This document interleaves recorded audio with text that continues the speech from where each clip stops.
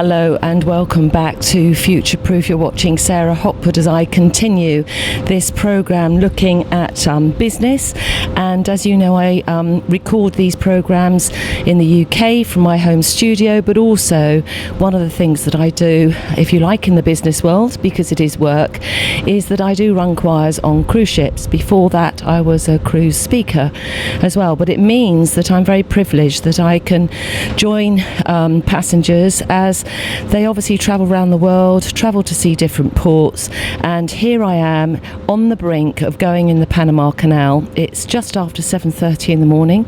I downed my breakfast as quickly as I could, and we are just now slowly making our way. So without further ado, I'm just going to move now behind the camera so I can pan in and show you what we can see from the ship. It's very, very exciting. The reason why I'm back on a cruise so quickly is that my parents, before they died, said to me, whatever you do, try and see the Panama Canal, and that's exactly what I'm doing now. So I'm fiddling with all sorts of things, from a clock. I forgot to bring the windshield, but it's not too breezy, so I'm hoping that even though I don't have the dead cat on, that the sound is not being interfered with by any wind. So the first thing I'm going to do is just pan in, and I will be making adjustments on the tripod as well, so that I can show you as much as I can as to what I'm seeing from this ship. I'm on the Balmoral, and I travelled with Fred Olsen some years ago, and I've also been on Cunard, I've been on MSC, and indeed I've worked on Saga, which they had a similar size ship. And I was on Boudica 2014, which is a Fred Olsen ship, and now coming back on their ships from 2019, and now here we are 2020. I cannot praise them enough. It's the friendliest journeys that I've had, and the people are amazing who are on board. They're grateful. The staff are phenomenal. The cruise directors are great to work with. They're very embracing. Big thing I noticed from being a cruise speaker is cruise speakers are treated with huge respect and accolade, and it was quite strange, you know, to move in, some would say, down to a choir tutor. You can be treated, you know, a little bit differently, if I say that nicely. I'm very happy with it, by the way. But no, everybody is very friendly. The speakers are wonderful, and yesterday the cruise director just said to me, you know, great attitude, Sarah, you just, you know, I love your questions, and it's great having you on board. And in fact, he was the one I worked with back in 2014 on Boudica, and I'll be joining him again the whole of September. We are going round the Mediterranean. So, busy waterway, as you can see. Lots and lots of ships, but I'm going to really pan in much more now because I want you to see the high-rise buildings. And Paul and I were sat right up at the top having breakfast this morning, and he was saying, my gosh, it's like a concrete jungle, isn't it? And I said, yes, but I said, you are feeling exactly how I felt when I was at the top of the Empire State Building looking over New York at a time of year when the park, Central Park, wasn't green, and I had the same kind of heart-rending feeling. So I'm hoping that you can see this as well as I can. It is a phenomenal sight. Many people are out on deck taking it all in, and obviously we're going to be having a guide taking us through. The geologist on board gave a fantastic lecture preparing us all for this trip, and one of the things he said is, as you go through the Panama Canal, yes, appreciate all that you're seeing, but also he said, look at some of the low-lying land which so many people miss, and he said, do appreciate that, because all of that low-lying land is actually the result of landslides. So what happened is, as they dug through the deeper rock, then softer rock underneath would give way and the land kept sliding.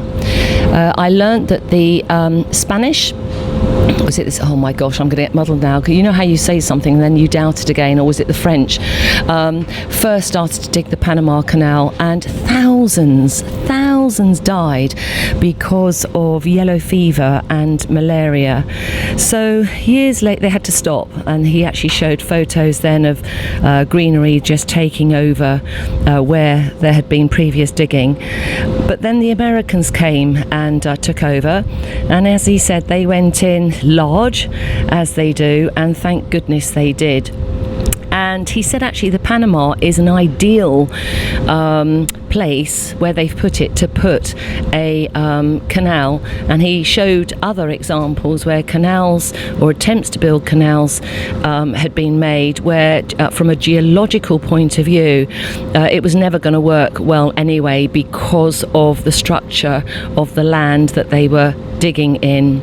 But anyway, the Americans came in large, and they realised that they couldn't actually obviously stop the mosquitoes from biting, but what they could do is control the larva, and they identified that the larva was fermentating. They were growing. All the mosquitoes, if you like, were being born in all the mud ditches that were around where they were digging.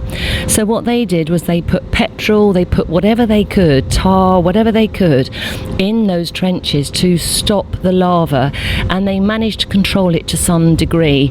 I'm not sure exactly of the numbers, but my understanding is the Americans lost about 7,000 people as the canal was being built, but previous to that there were sort of 27,000 people that died. The life expectancy, I'm pretty sure it was the Spanish actually, the life expectancy of somebody leaving from Spain, and that was, if you like, from leaving home, so not even from getting to the Panama Canal, the life expectancy was 6 months, which was staggering, obviously, very, very shocking indeed. There's a railway apparently that runs parallel to the Panama Canal. We're not stopping as we go through. We'll be going through today. I am expected to run choir, and it is a Sunday, so the choir are singing in chapel at 9 o'clock. Also, I always book a piano slot at 8:15 every morning, so I can just go and have a practice and play through some of the stuff that I'll be doing in the afternoon rehearsal. So obviously you can see from the sea it's very, very calm. We have been told that when we get out the other side that as we go into the Caribbean Sea that there will be rougher seas waiting for us. But at the moment the sun obviously has come up, it's high. I believe this is Panama City that we're looking at now. That's my understanding from the maps, I think, that have been shown to me. And this is a very, very old canal, and it's anticipated we will go through the original locks.